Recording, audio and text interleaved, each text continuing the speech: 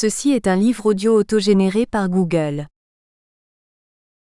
Russie-Union européenne. Des regards sécuritaires différents. Copyright L'Harmattan, 2011. 5 à 7, rue de l'École Polytechnique, 75 005 Paris. http://www.librairieharmattan.com. Diffusion.harmattan@wanadoo.fr. harmattan@wanadoo.fr. ISBN 978 2 296 13 935 0. EAN 9 782 296 139 350. Paul-Henri Dasseler. Russie-Union européenne. Des regards sécuritaires différents. L'Harmattan. Les propos exprimés dans cet ouvrage n'engagent que la stricte responsabilité de leur auteur. L'Institut Royal Supérieur de Défense. L'Institut Royal Supérieur de Défense, IRSD, constitue un centre de réflexion dans le domaine de la sécurité et de la défense. Il se veut une interface scientifique et technologique entre le ministère belge de la Défense et la société. L'Institut gère les programmes de recherche du ministère de la Défense belge. Il dispose, au travers du Centre d'études de sécurité et de défense, CESD, de ses propres chercheurs et analystes. Pour la recherche scientifique et technologique, il fait appel à un réseau de chercheurs. L'École royale militaire et les autres centres de recherche de la défense appartiennent à ce réseau, dont font également partie, dans le cadre de collaboration, des universités. L'IRSD organise également des conférences, des séminaires, des colloques et des ateliers. Il édite enfin ses propres publications. Pour nous contacter. Institut Royal Supérieur de Défense. Avenue de la Renaissance, 30 000 Bruxelles. Tel. +3 227 426 993. Fax. +3 227 426 957. Email, irst.conférence@1000.be. Site internet, http://www.1000.be/rdc. Introduction. L'Union européenne et la Russie ne parlent pas la même langue. Bien que les élargissements européens de 2004 à 2007 aient rapproché Bruxelles de Moscou, force est de constater que les grilles de lecture respectives n'ont pas suivi le même cheminement.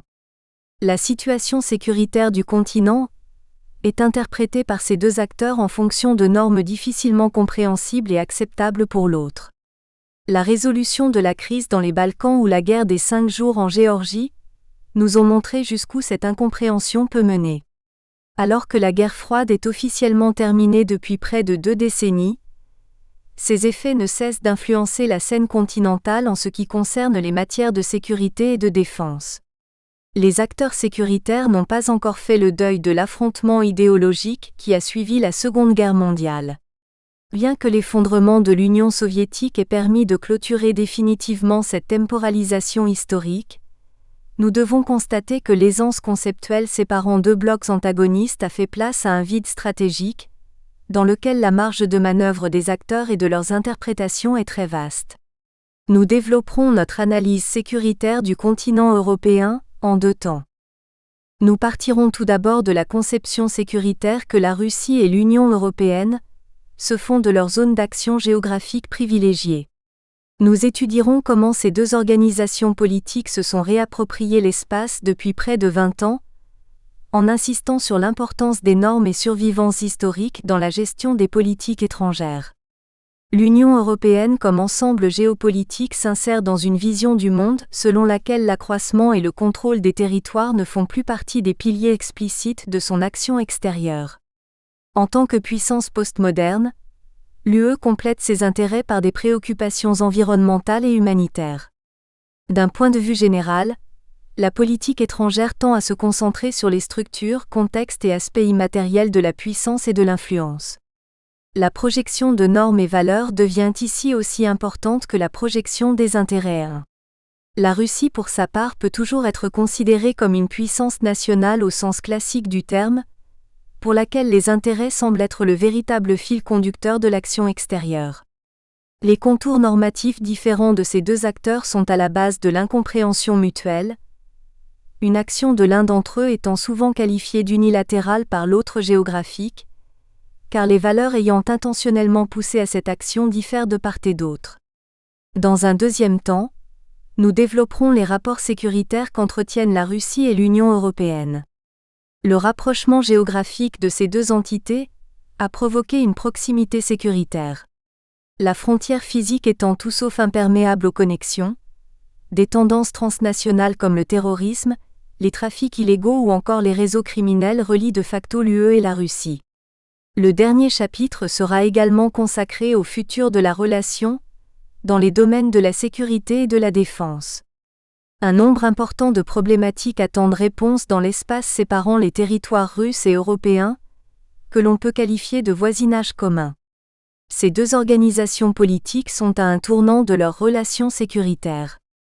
De nombreuses problématiques provoquent pour l'heure si pas des frictions, du moins des interprétations divergentes entre Bruxelles et Moscou en ce qui concerne le processus de résolution à poursuivre.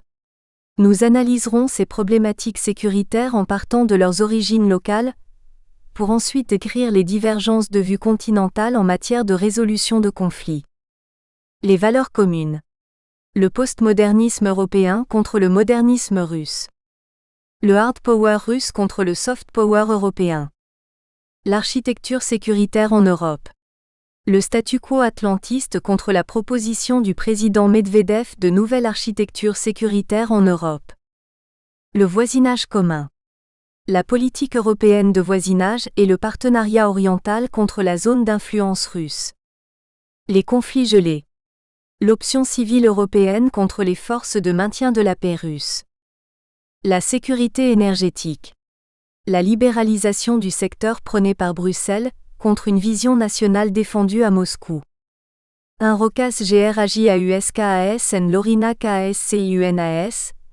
Modern versus Postmodern Actor of International Relations. Explaining the Eurasian Negotiation of the New Partnership Agreement, Lithuanian Foreign Policy Review numéro 22, 2009, page 84. Chapitre 1. La théorie des ensembles.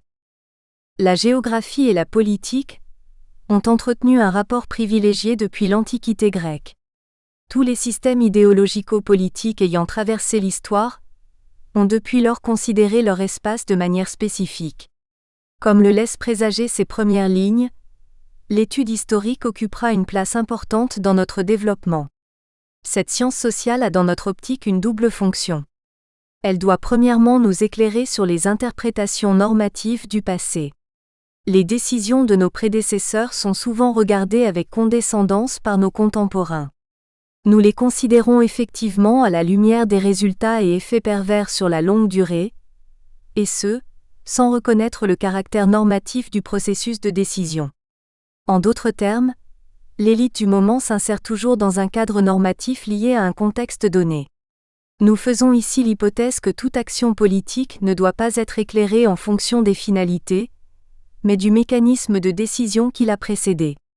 Les constructions sociales ne partagent en fait qu'une seule caractéristique à travers l'espace et le temps. Elles sont toutes composées d'êtres humains qui agissent en fonction d'une grille de lecture basée sur des valeurs qu'ils considèrent souvent comme atemporelles et universelles. Le deuxième apport de l'histoire est le relativisme qu'elle procure à notre étude de cas. Il n'est pas rare de considérer notre contexte local ou régional comme universel. L'aide au développement est un bon exemple actuel dans la mesure où selon cette politique il existerait un état ou un objectif. Le développement atteint par nous, les Occidentaux, que l'autre, le noir, le latino, doit atteindre pour son propre bien. Nous forçons le trait, mais cette vision des choses considérant le local comme global est loin de faire exception dans les relations historiques de l'Europe au monde. Une étude historique permet de relativiser ce que nous considérons à l'heure actuelle comme normal, atemporel et détaché de tout contexte. Notre hypothèse de base est donc que toute action doit être considérée en fonction de la combinaison d'un contexte et d'un prisme, ancré de manière géographique par l'intermédiaire des individus. Le caractère local de la prise de décision, n'empêchant en rien la formulation d'une théorie en termes universels tels des lois naturelles. Revenons-en au caractère géographique de notre sujet. Les théories des relations internationales de notre histoire courte ont été caractérisées par la centralité du concept étatique. L'école réaliste considère même que les États et leurs intérêts sont les seuls moteurs des relations internationales, toute action étatique se définissant dès lors en termes de recherche d'influence 1. Cette vision de la politique a apporté, et apporte toujours d'ailleurs, un regard pertinent sur le processus de décision politique au niveau mondial.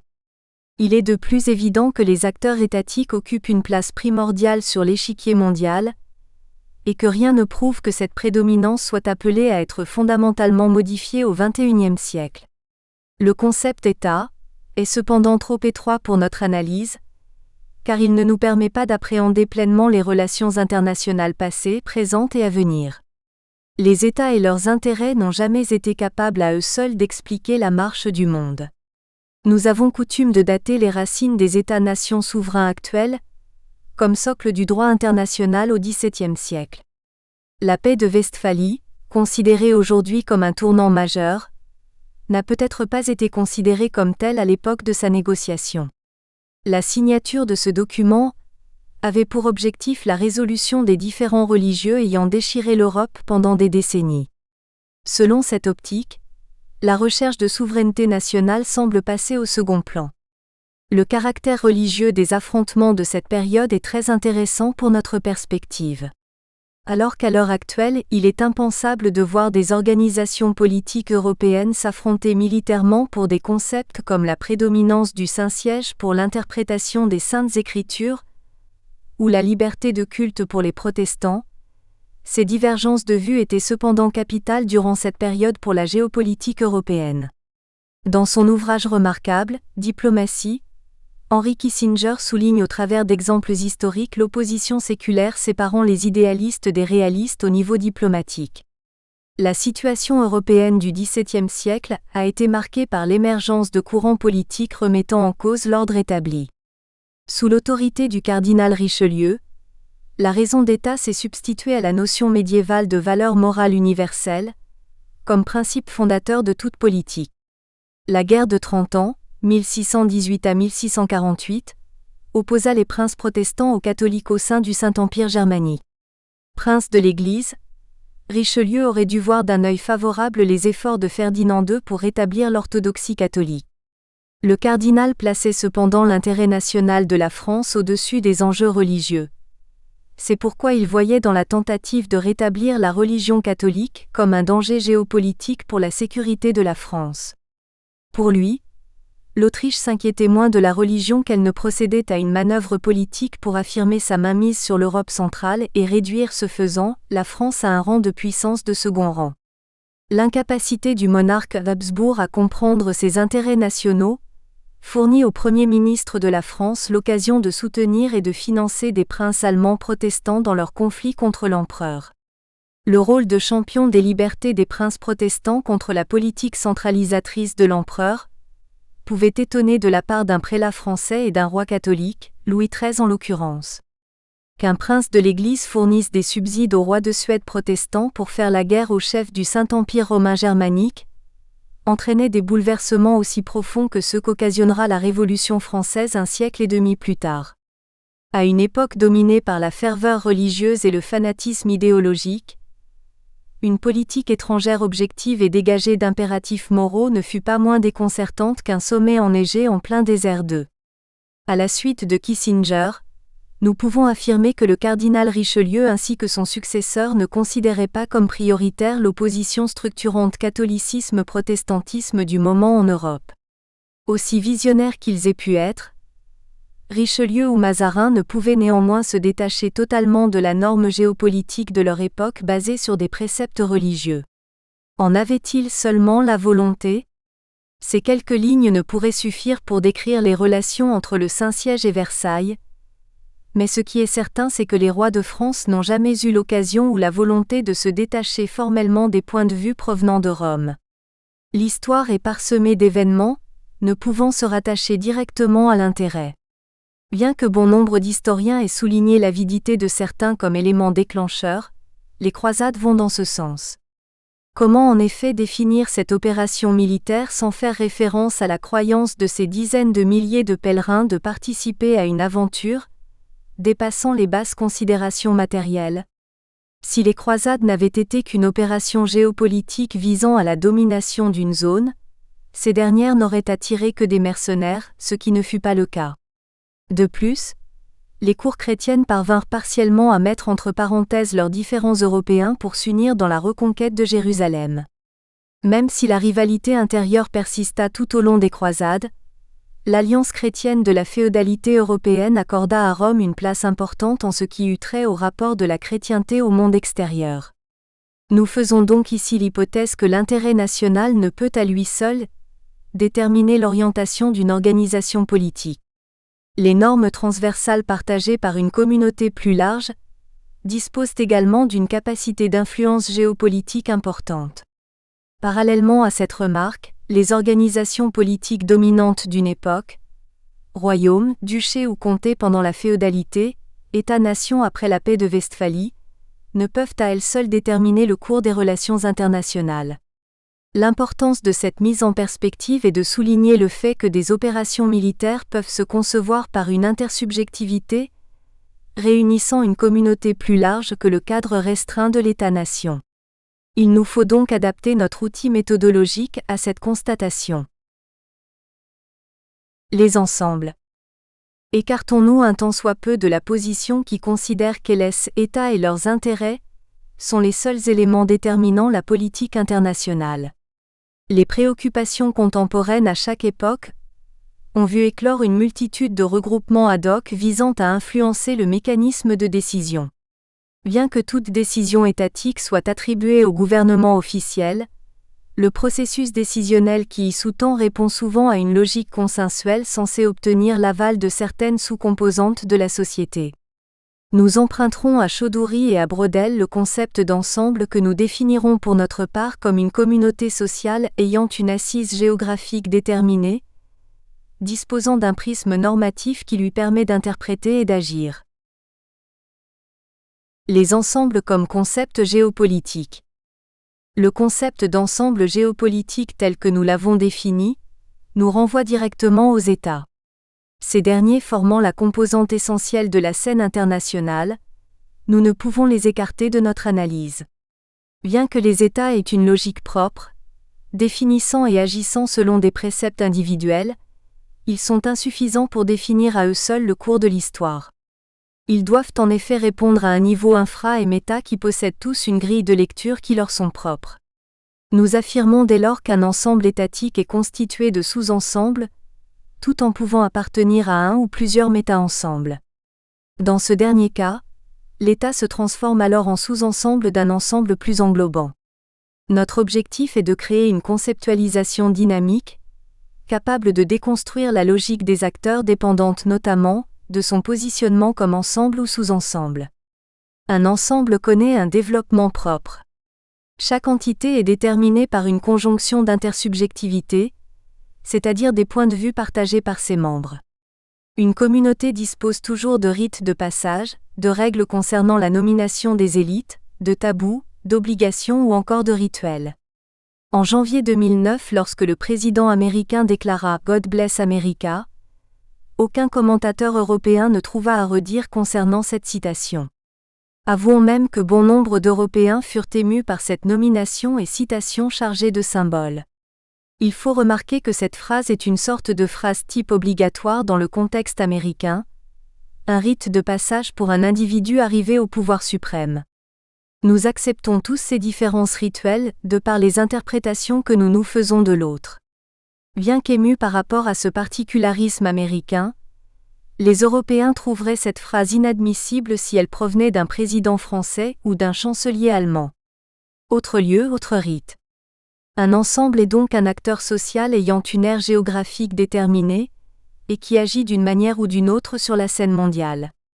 Cette définition, contrairement à l'approche réaliste, accorde une vie propre à des acteurs multilatéraux comme l'Union européenne ou encore l'OTAN.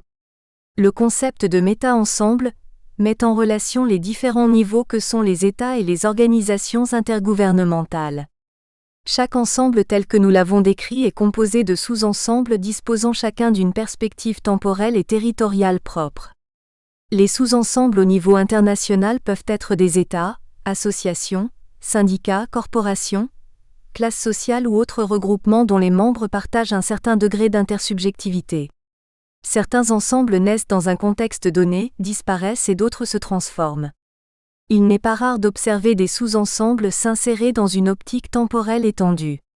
Dans le monde individualiste qui est le nôtre, on peut même considérer que l'échelon le plus bas atteint par un sous-ensemble serait l'individu. Nous appartenons cependant tous à une communauté plus large, le sentiment d'appartenance à un ensemble variant fortement dans l'espace et le temps de par des données contextuelles. La scène mondiale n'a jamais été monopolisée par un type d'ensemble, malgré le caractère dominant de certains d'entre eux comme les États à l'heure actuelle. Depuis que le développement de la technologie a permis à différentes sociétés d'entrer en relation, le fait du prince n'a jamais été capable d'expliquer à lui seul la nature de l'échange interensemble. De tout temps, les relations se sont également écrites en termes économiques, religieux, sociaux ou intellectuels, chaque logique étant représentée par une corporation défendant son point de vue au sein même de leur ensemble et ce vis-à-vis de conceptions d'autres sous-ensembles. Un rapport de force instable s'établit. Ensemble, sous-ensemble et méta-ensemble. Les ensembles utilisent les normes de trois manières différentes. Premièrement, elles sont constitutives des ensembles, car les normes définissent le système d'action ainsi que la qualité de membres. En ce qui concerne les acteurs, il existe toujours des normes de conduite prescrivant ce qu'un membre d'un système social doit faire, prohibant par là même ce qu'il ne peut pas faire. Ces normes de conduite impliquent un langage propre, un comportement commun et des manières partagées. Deuxièmement, les normes sont régulatrices dans la mesure où elles soulignent l'attitude attendue d'un membre. Finalement, chaque ensemble dispose de normes distributives dont l'objectif est de récompenser ainsi que de souligner les risques et coûts d'une non-acceptation de la tendance générale pour les membres 3. De l'aveu même des constructivistes, analyser les relations internationales sans souligner l'importance du rôle joué par les États serait équivalent à étudier la forêt sans en référer à l'étude des arbres.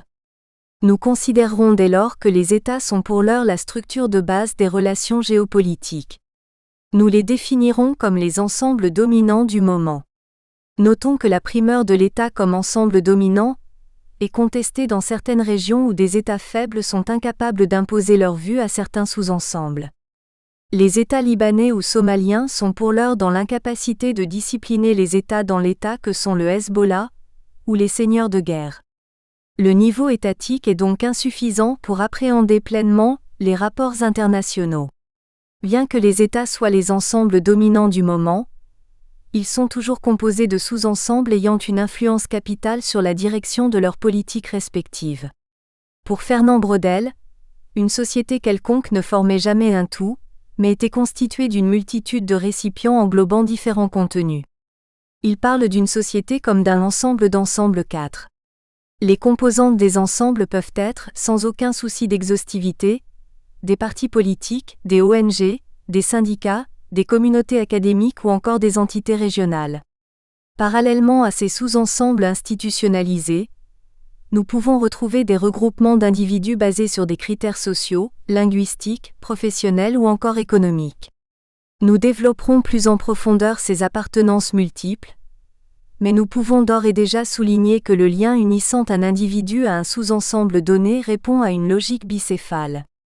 Il y a tout d'abord le sentiment d'appartenance volontaire qu'un acteur se fait de la filiation.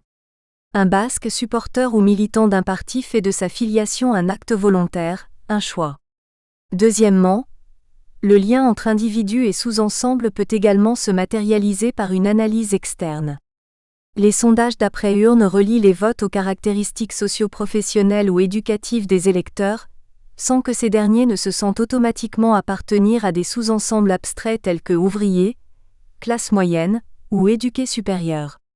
Bien qu'intégrés de manière objective ou non à un ensemble donné, tous ces sous-ensembles ne partagent pas mécaniquement toutes les vues de l'échelon supérieur.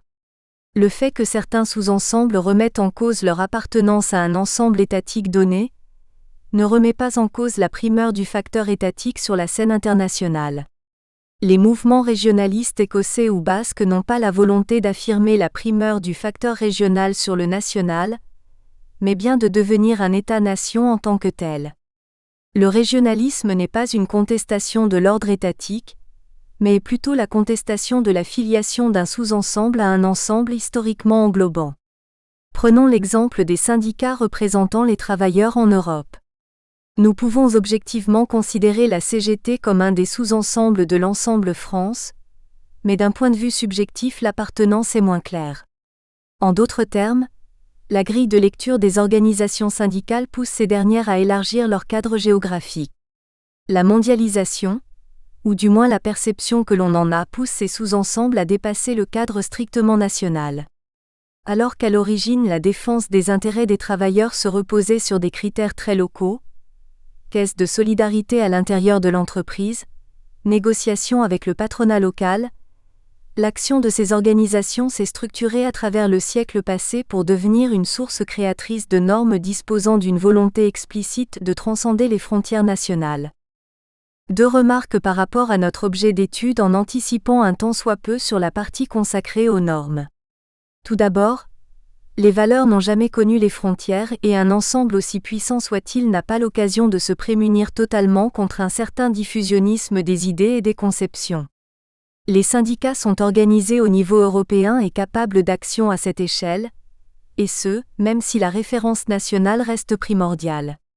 Nous analyserons par la suite le rôle que ce diffusionnisme normatif a pu avoir en pleine guerre froide lorsque des académiciens américains et soviétiques ont conjointement été capables d'influencer le cours des événements, en avançant des arguments permettant la signature des traités limitant les armements nucléaires des 2 parties. La deuxième remarque concerne les résultats obtenus pour le bien-être des populations européennes, en à peine un siècle.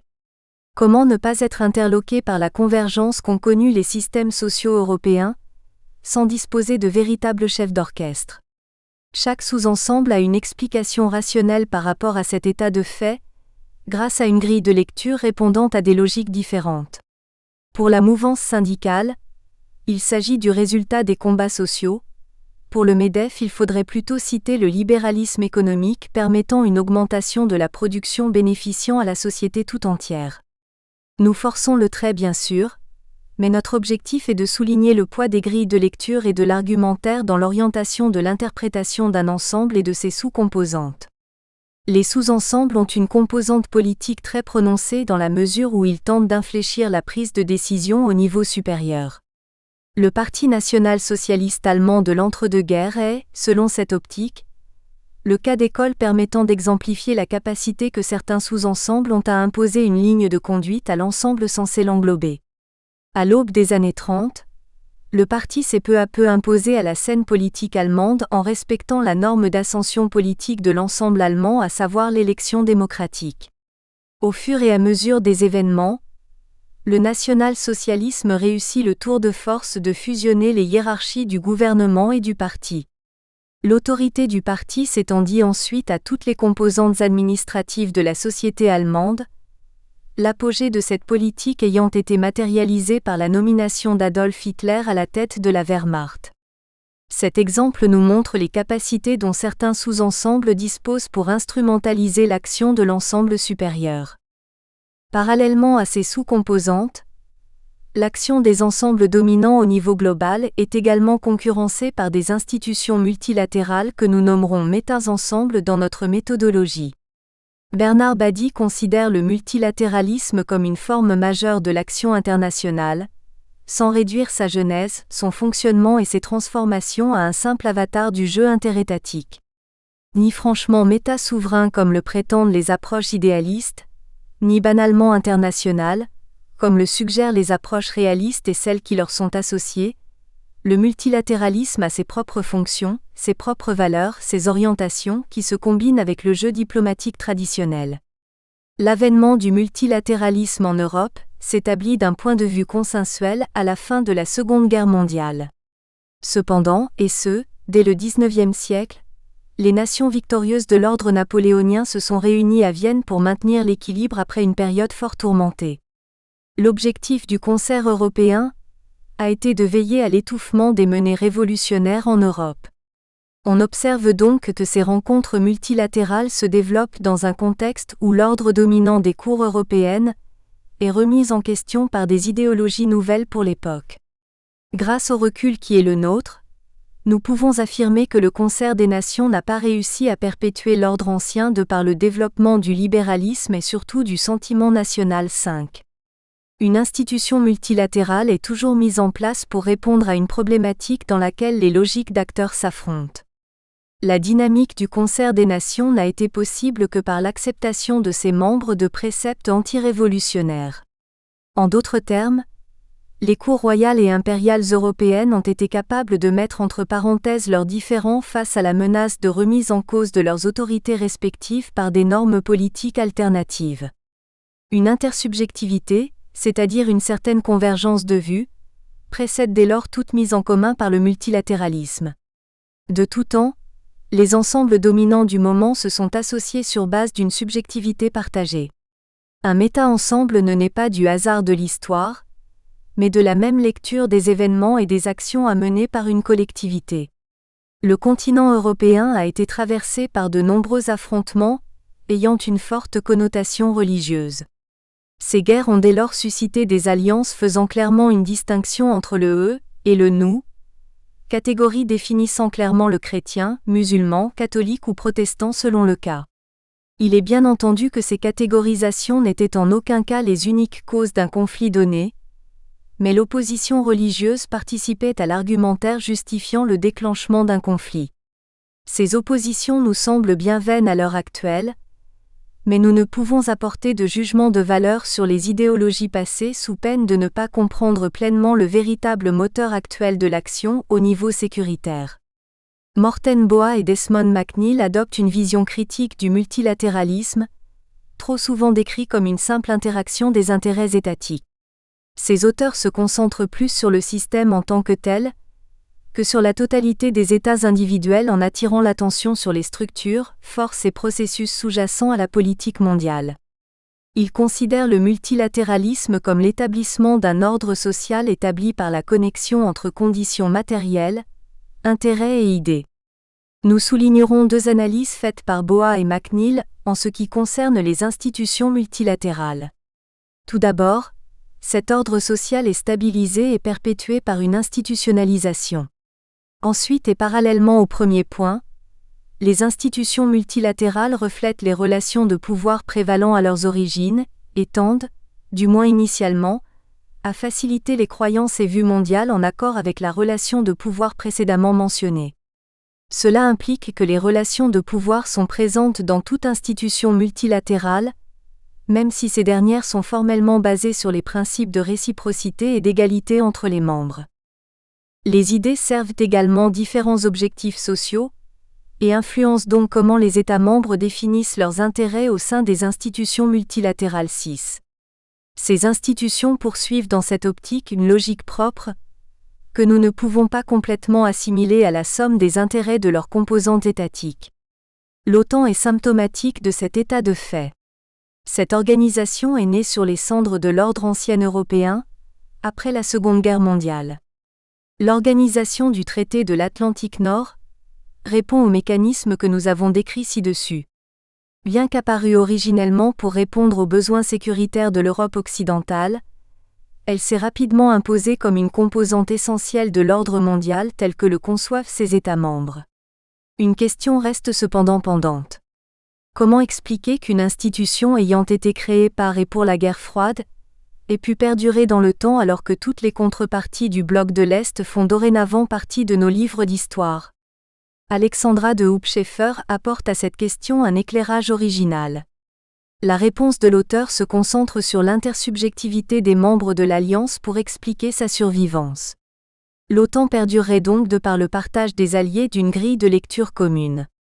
Les États membres développeraient et consolideraient des valeurs partagées, qui vont au-delà de la simple mise en commun d'intérêts de défense et du jeu classique de l'équilibre des puissances. De plus, Cette organisation doit être définie comme une communauté de sécurité dont les intérêts communs et la communauté de valeurs ont survécu à la menace. L'alliance militaire est un concept évolutif, car il s'adapte en permanence aux transformations de l'espace mondial et de ses dynamiques. Cette alliance est donc directement dépendante de valeurs communes. Finalement, on peut également émettre l'hypothèse que l'inertie dispose d'un pouvoir largement sous-évalué dans les analyses géopolitiques.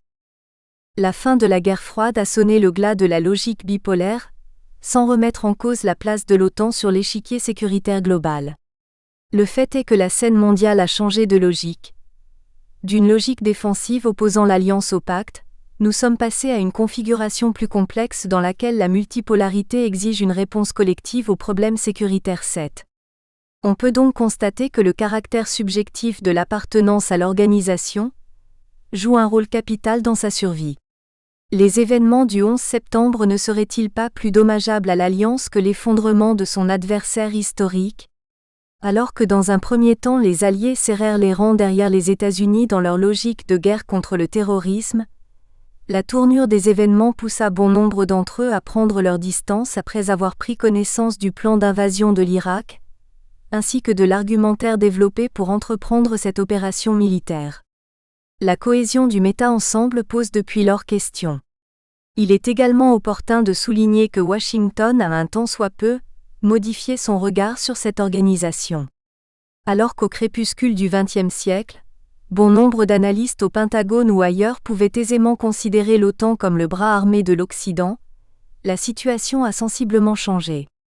L'institutionnalisation actuelle de la sécurité apportant aux Américains plus de contraintes, ils leur préfèrent des coalitions ad hoc plus malléables. Nous développerons plus en profondeur la conception que les Européens ont de l'OTAN dans les chapitres qui suivent. La constatation que nous pouvons d'ores et déjà tirer est que le caractère objectif d'une situation ne prime pas nécessairement sur son côté subjectif. Bien que la raison objective ayant créé ce méta-ensemble ait disparu, la fin de la confrontation Est-Ouest n'a eu que très peu d'incidence sur l'architecture institutionnelle sécuritaire en Europe. D'un point de vue subjectif par contre, certains alliés européens ont remis en cause en 2003 la prédominance de l'OTAN et de son membre principal comme gendarme du monde. C'est à partir de cette opposition entre critères objectifs et subjectifs que nous développerons plus en profondeur notre méthodologie. Alors que l'histoire des relations internationales subdivise son étude en termes de périodes objectives, guerre froide, unipolarité américaine, nous considérons que la dynamique des acteurs est motivée par un système de valeurs complexe qui est le véritable moteur de leurs actions. Ensemble et hiérarchie. Créer une méthodologie reliant sous-ensemble, ensemble et méta-ensemble au sein d'une relation pyramidale n'est pas approprié. La nature de la relation entre ces trois éléments dépend de tant de facteurs objectifs et subjectifs que nous devons déconstruire ce lien au cas par cas. Les acteurs dominants de la scène internationale varient en fonction de l'intersubjectivité des acteurs, elle-même basée sur le processus très dynamique de la formation normative. En d'autres termes, les ensembles agissent en fonction des limites imposées par les normes de leur époque. D'un point de vue schématique et nonobstant les États-nations, trois types d'ensembles dominants se sont imposés au cadre géographique mondial depuis le XIXe siècle.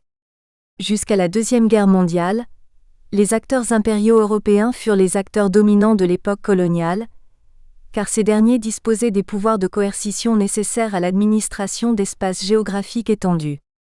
Cela ne veut en aucun cas dire que les relations internationales se limitaient en un lien de filiation entre colonisés et colonisateurs.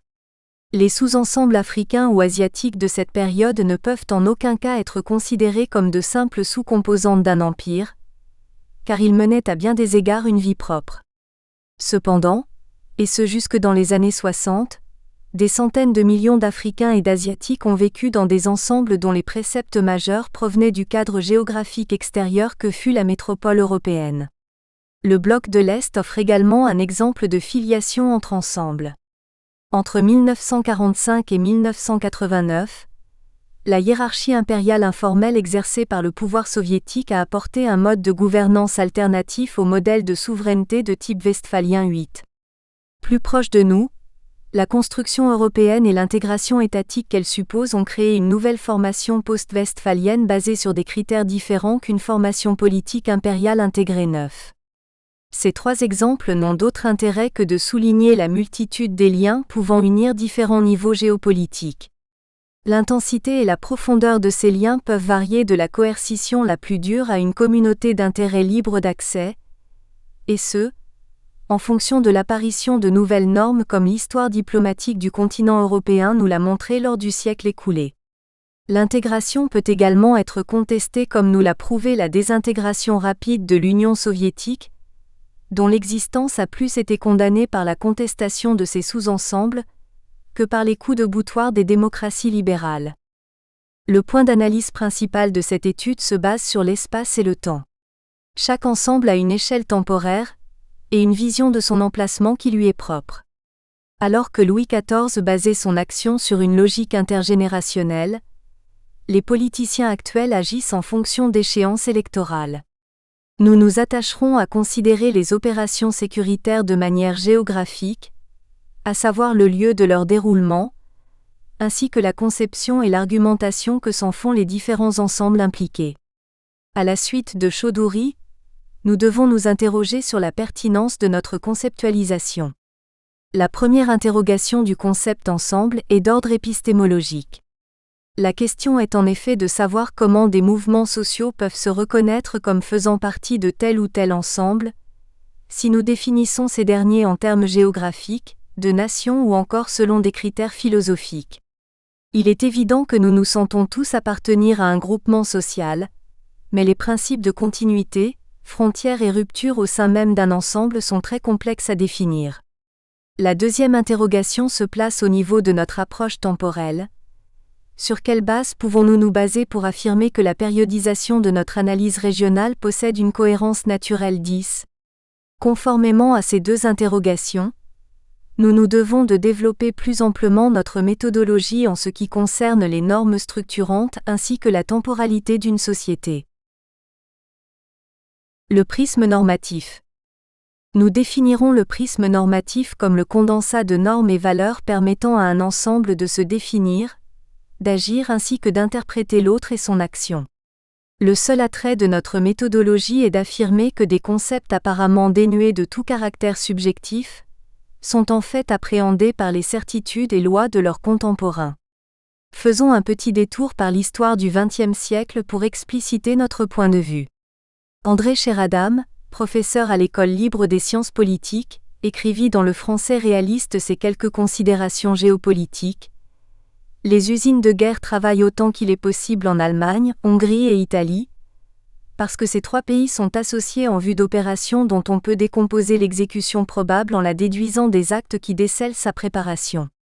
L'Allemagne, 65 millions d'habitants, après avoir récupéré par un plébiscite sa pleine souveraineté sur le territoire de la Sarre, cherchera à réaliser, au moyen d'un plébiscite analogue, l'annexion, Anschluss de l'Autriche. En cas de réussite, l'Allemagne serait portée à 73 millions d'habitants. Sa force étant ainsi considérablement accrue, elle s'autorisera des deux précédents plébiscites pour en réclamer un nouveau au sujet des 3 millions d'Allemands ex-autrichiens qui vivent en Tchécoslovaquie. Comme la Tchécoslovaquie se refusera à une amputation de son territoire, une action serait déclenchée contre elle par l'Allemagne, la Hongrie et peut-être la Pologne. En même temps que cette action, l'Italie s'attaquerait à la Yougoslavie dont le démembrement est prévu au profit de l'Italie, du Reich étendu de l'Autriche, de la Hongrie et de la Bulgarie. Ensuite, l'Allemagne et la Pologne attaqueraient la Russie. L'objectif essentiel de l'Allemagne est de s'emparer des États baltes et d'une partie de l'Ukraine, dont le reste irait à la Pologne. La France, privée de ses alliances de l'Europe centrale par les opérations précédentes, serait attaquée par l'Allemagne et l'Italie. La France perdrait ses colonies. Nice, la Corse, la Savoie, la Tunisie passeraient à l'Italie qui en outre exercerait une influence prépondérante sur l'Algérie et la Maroc. L'Allemagne s'emparerait de l'Alsace-Lorraine, des Flandres et des territoires stratégiques. Cet état des choses permettrait de réaliser aisément les acquisitions pangermanistes prévues aux dépens de la Belgique, de la Hollande et du Danemark. Ces lignes sont-elles le fruit d'un historien mal inspiré ? Elles sont plutôt l'œuvre d'un analyste géopolitique ayant déconstruit le prisme normatif de l'Allemagne du début du XXe siècle. Excepté les données concernant la Pologne, cet article devient remarquable lorsque l'on évoque la date de sa parution, janvier 1935. Selon Émeric Choprade, Karl Haushofer a été impressionné par l'œuvre d'André Sheradam à un point tel qu'il a exprimé ses craintes que les politiciens français ne mettent en application les thèses du géopoliticien français, visant à jouer la carte contre le projet d'union des Autrichiens avec les Allemands, d'une fédéralisation de l'Empire austro-hongrois donnant plus de poids aux nationalités non germaniques. Mais ces craintes furent vaines, car si la géopolitique allemande fut écoutée à Berlin, la géopolitique française ne le fut pas à Paris 11. Nous retiendrons 2 considérations de l'analyse faite par Sheradam. Premièrement, dans la vision des autorités françaises de l'époque, un conflit avec l'Allemagne nazie devait à tout prix être évité. Soulignons, à la suite de Choprade, que le contexte français de l'entre-deux-guerres est caractérisé par le poids important du point de vue pacifiste dans la formulation des actions politiques. Les thèses du mouvement pacifiste, développées dès la fin du XIXe, se sont vues renforcées par les horreurs causées par la Première Guerre mondiale. Les décideurs français se sont dès lors engagés dans la logique du plus jamais ça. La matérialisation militaire de ce courant philosophique fut très certainement la ligne Maginot dans la mesure où les autorités françaises s'interdisaient de facto toute action offensive de par la norme pacifique qu'elles défendaient. L'histoire lui ayant globalement donné raison, nous pouvons affirmer que cet auteur a correctement déconstruit le prisme normatif prévalant à cette époque à Berlin. En d'autres termes, Sheradam a analysé la logique pangermaniste de l'intérieur en soulignant les normes et aspirations défendues par ses partisans ainsi que les capacités matérielles, sociales et militaires dont bénéficiait l'Allemagne nazie plutôt que de se contenter de la vision intersubjective, c'est-à-dire consensuelle, que la France se faisait de l'Allemagne. Il est d'ailleurs courant dans les analyses en sciences sociales de définir l'autre par l'intermédiaire de nos croyances, alors que ce dernier se définit, agit et interprète nos actions par des logiques propres à son environnement social, politique ainsi que par son histoire. À la lumière de ces constatations, nous allons tenter de créer un modèle permettant de déconstruire les intersubjectivités, c'est-à-dire partagées par la communauté, d'un ensemble quelconque en insistant sur le contexte, les normes et survivances que tout ensemble géopolitique utilise pour sa définition, ses actions ainsi que pour ses interprétations des actions de l'autre. Nous nous appuierons ici sur le constructivisme pour étayer notre méthodologie. Cette science sociale est née et s'est développée dans d'autres disciplines que les sciences politiques, essentiellement la sociologie, la philosophie et l'anthropologie. Elle met en relation la production et la reproduction des pratiques sociales avec leur caractère situé dans des contextes particuliers, historiques, politiques, économiques et géographiques. Le constructivisme souligne aussi la nécessité de contextualiser historiquement les valeurs, les croyances et les modes d'investigation ainsi que la formulation de ce qui est le bien. Les sociologues constructivistes prennent souvent appui sur Max Weber pour souligner l'importance de la contextualisation des phénomènes sociaux au départ de toute analyse 12. Notre méthodologie n'a pour unique but que de fournir un appui théorique, déconstruisant la relation qu'entretiennent l'Union européenne et la Russie au niveau sécuritaire. Il nous faut dès lors souligner le caractère central des technologies dans notre méthode, sous peine de passer sous silence une donnée fondamentale de la relation. Comment en effet ignorer l'importance de données techniques, telles que le nucléaire militaire ou encore le développement des technologies de la communication, dans l'analyse sécuritaire du continent européen? Nous apporterons donc une attention particulière à ces événements, en prenant soin de les intégrer au prisme normatif par ce que nous appellerons le contexte matériel. Données contextuelles. Le contexte a une influence déterminante en ce qui concerne le positionnement d'un ensemble par rapport à un sujet donné. D'un point de vue méthodologique, nous nous contenterons de limiter à 2 les champs d'études contextuelles. Tout d'abord, le facteur matériel ne peut être écarté, car le domaine sécuritaire est fortement influencé par la technologie et son évolution. Ensuite, nous soulignerons l'importance du facteur humain ou plutôt sociologique de notre approche, les idées et les normes se voyant directement représentées et influencées par un sous-ensemble donné. Le facteur matériel comme donnée contextuelle. La technologie a influencé de manière considérable le domaine sécuritaire tout au long du XXe siècle.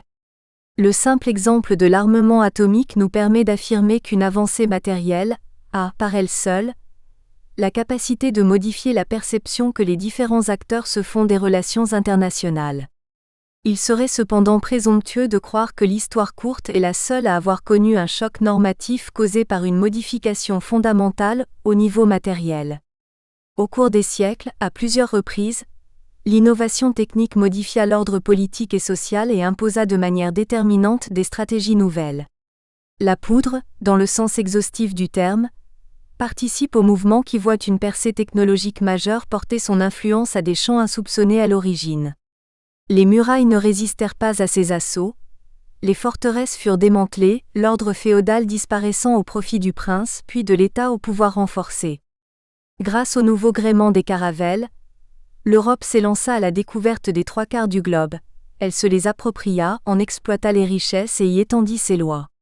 Au XIXe siècle apparut l'arme à tir rapide. Bientôt elle imposera l'enfouissement des armées, la stabilité des fronts, la prolongation des hostilités, la production en masse de munitions et la rivalité des industries d'armement. Tandis que l'homme est aux tranchées, la femme travaille en usine, préparant ainsi une nouvelle mutation sociale. Premier des instruments de la guerre verticale, intervient le bombardier qui, en attaquant les populations, les implique directement dans les hostilités, si bien qu'elles n'acceptent plus aussi passivement que naguère la pratique d'une politique aventureuse. À son tour, l'ère nucléaire est déjà marquée par de nombreuses mutations, au rythme accéléré par la marche du progrès scientifique. Les bouleversements politiques et stratégiques se succèdent si rapidement qu'ils prennent de court les spécialistes et, a fortiori, les politiques 13. Nous ne voulons en aucun cas faire figure de déterministes considérant le progrès technique comme l'unique moteur de l'action politique, établissant dès lors une chaîne de causalité déterminée qui ne résisterait pas à l'étude objective des faits. Les exemples évoqués ci-dessus n'ont comme unique prétention que de souligner le caractère très dynamique du processus de développement européen, une modification infime d'une donnée contextuelle pouvant expliquer partiellement un changement de paradigme. Nous nous sommes concentrés sur le domaine sécuritaire, mais comment ne pas remarquer le rôle joué par les médias de masse dans la diffusion de l'information ? Un événement lambda à un endroit quelconque étant diffusé à la vitesse de la lumière, modifiant par là même notre vision du monde. Le facteur humain comme donnée contextuelle. Le facteur humain est toujours le facteur essentiel d'un ensemble. Les composantes de ce dernier sont, de manière ultime, déterminées par les personnes qui les constituent. Le facteur population est capital selon notre point de vue, car il explicite l'incapacité de créer un modèle linéaire permettant de déterminer exclusivement un résultat donné à un nombre limité de facteurs. Alors qu'une approche matérialiste pure et dure pourrait considérer l'accumulation de richesses comme le but ultime de chaque individu, le système socio-économique européen nous a montré à quel point les groupes sociaux sont capables de limiter leurs appropriations matérielles par des critères normatifs.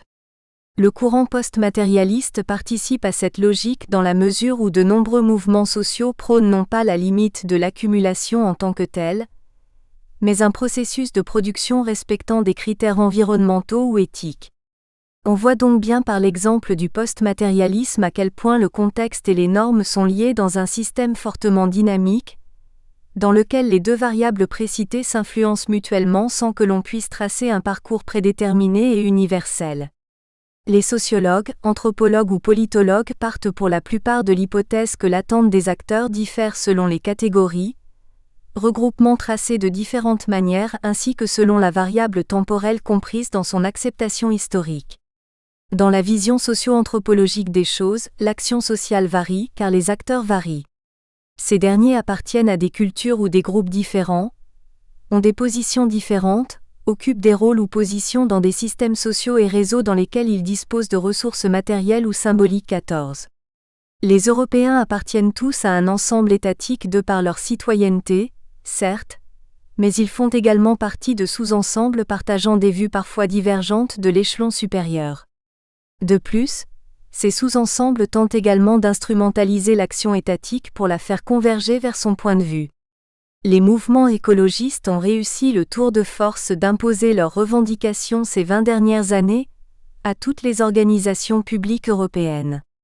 Nous déconstruirons le processus suivi par les normes transversales dans le point suivant, mais nous pouvons d'ores et déjà affirmer que des sous-ensembles sont capables d'influencer leurs ensembles englobants en énonçant leurs objectifs de manière scientifique et donc universelle. Par cette délocalisation de l'argumentation, ils sont capables d'imposer leur vue en appuyant leurs recommandations sur des critères énoncés tels des lois naturelles. Selon Pierre-Marie Gallois, le rôle de la population a pris une dimension importante dans l'équation stratégique des démocraties européennes. Auparavant, durant les guerres que se disputèrent les puissances industrielles d'Europe, les populations ne se trouvaient pas en première ligne, seuls les combattants essuyaient le choc des armes. Non que les arrières n'aient pas à souffrir des hostilités, mais on y subissait l'épreuve du feu que dans une moindre mesure, lors des bombardements aériens par exemple. Ce qui n'empêchait pas la nation tout entière d'être solidaire, ceux de l'arrière soutenant ceux de l'avant, l'ensemble, gouvernement, population, combattants étant globalement animés par un même dessein, l'emporter sur l'ennemi. C'est ainsi que, confiant dans les capacités de leurs dirigeants respectifs, les Britanniques et les Américains ne doutaient pas qu'ils les conduiraient à la victoire. En face, également persuadés de la justesse de leur cause et de l'invincibilité de leurs armes, les Allemands suivaient Hitler. En août 1945, les 2 projectiles qui décidèrent de la reddition du Japon anéantirent 2 agglomérations et leurs habitants. En dépit de leur qualité morale et guerrière, les Japonais se rendirent compte qu'ils ne pourraient supporter la répétition de pareilles épreuves. La destruction d'Hiroshima et de Nagasaki dépassait leur résistance à la souffrance et au sacrifice. Ces 2 bombes atomiques mirent en évidence un fait militaro-social nouveau. L'inversion des vulnérabilités, l'habitat plus que les armées devenant l'objectif otage de l'adversaire. Désormais, si une crise grave opposait les grandes puissances, les populations des belligérants se sauraient en première ligne, exposées sans parade aux effets de projectiles d'extermination et face à une menace autrement plus immédiate et plus absolue que celle dont les combattants auraient à se garder. Ces craintes furent encore renforcées par l'état des arsenaux atomiques au lendemain de la Seconde Guerre mondiale. Le nombre de bombes nucléaires dont les états-majors disposaient pour établir leur plan étant limité, ils envisagèrent l'attaque des principales agglomérations du parti opposé. Séléchi aurait constitué des objectifs rémunérateurs, parce qu'indispensables à la vie nationale et qu'il eût été relativement aisé de les rayer de la carte. Toute distinction entre l'avant et l'arrière, entre les combattants et les civils, aurait été supprimée. Eu égard aux dangers potentiels, les populations se sont impliquées dans les affaires de l'État lorsqu'elles paraissent contenir un risque, même vague et lointain, de guerre nucléaire. L'entente qui unissait dirigeants et populations d'un pays en guerre fait place, préventivement, à la menace de la contestation, car un comportement diplomatique ou politique jugé périlleux, à tort ou à raison, opposerait gouvernement et gouvernés.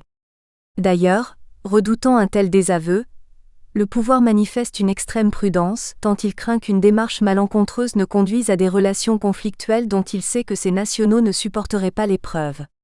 Les gouvernements des puissances nucléaires s'efforcent de ne pas se référer à la stratégie de la dissuasion. Ils savent qu'en cas de crise grave ouvrant de dangereuses perspectives, ce ne sont pas leurs institutions militaires qui faibliraient, mais eux-mêmes parce qu'ils auraient à subir la pression de milliers de manifestants réclamant la négociation, le compromis, voire la capitulation. L'avènement des armes de destruction massive et la crainte qu'en désespoir de cause, l'un ou l'autre belligérant y ait recours, transforment radicalement jusqu'à la signification du mot guerre. Les transformations économiques et sociales, l'urbanisation rapide, généralisée, d'une part, les mouvements des populations, d'autre part, amplifie encore les conséquences de l'inversion des vulnérabilités évoquées ci-dessus 15. Considérer l'alphabétisation de masse comme un facteur ayant modifié en profondeur les prismes normatifs des ensembles européens semble évident. Comment en effet comprendre la norme démocrate, sans faire référence à cette donnée humaine capitale et unique dans l'histoire de l'humanité?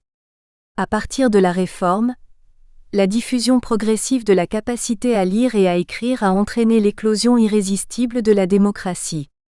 L'écrit fut d'abord le privilège des prêtres, puis celui des marchands, des nobles et des artisans, avant de s'étendre enfin aux ouvriers et aux paysans.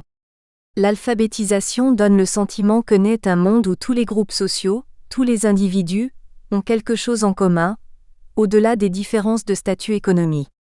Mais la démocratisation politique n'est qu'un effet de ce processus et non une cause cèse.